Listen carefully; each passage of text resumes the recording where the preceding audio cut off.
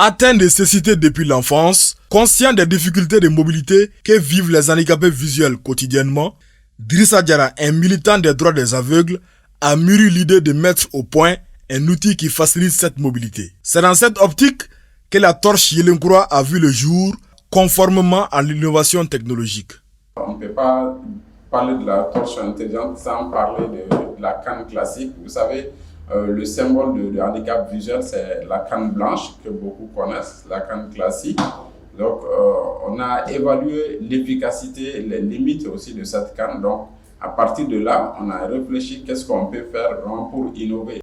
Simple à utiliser, la torche Yelenkura est un guide pratique pour les non-voyants avec un mode de fonctionnement qui favorise la clairvoyance à travers la détection intelligente.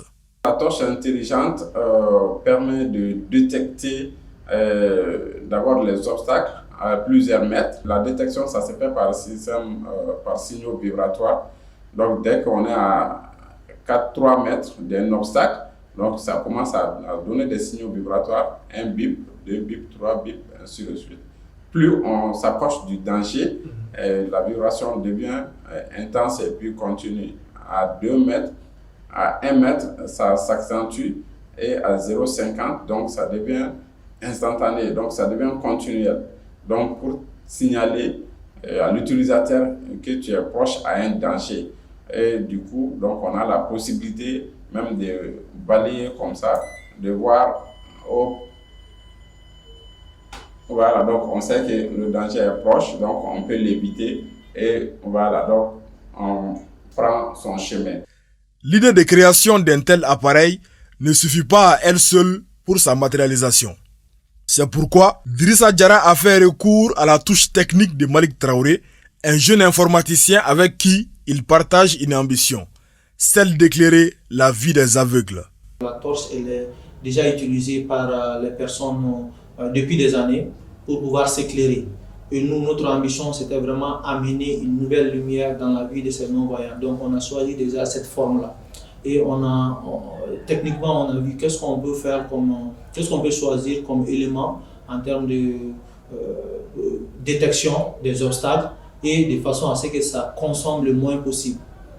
Donc on s'est convenu sur des capteurs de détection ultrasonique qui permet de détecter même la nuit des obstacles et aussi même quand il pleut et tout. Soucié de l'accessibilité de cet outil à tous les handicapés visuels, le maître d'ouvrage met l'accent sur l'autonomie de la torche Yelenkura. On a misé surtout sur les équipements à faible consommation parce que l'une des contraintes c'était que cet équipement devait être utilisé dans des endroits reculés, dans des endroits sans électricité. C'est pourquoi nous avons misé à mettre une plaque solaire à l'intérieur pour que le dispositif puisse être utilisé dans des zones même sans électricité.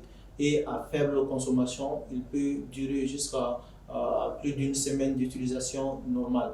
Au dire du technicien, la fabrication de Yelenkura est l'aboutissement d'une évolution au début inspirée par des modèles importés pour ensuite venir à une confection intégralement malienne. Au fur et à mesure qu'on avance, on a confectionné notre propre design et on a optimisé à travers l'ingénierie pour que nos équipements puissent rentrer à l'intérieur et pouvoir créer notre propre dispositif. Donc là maintenant, le dispositif il est à 100% made in Mali. Tout est fabriqué ici au Mali.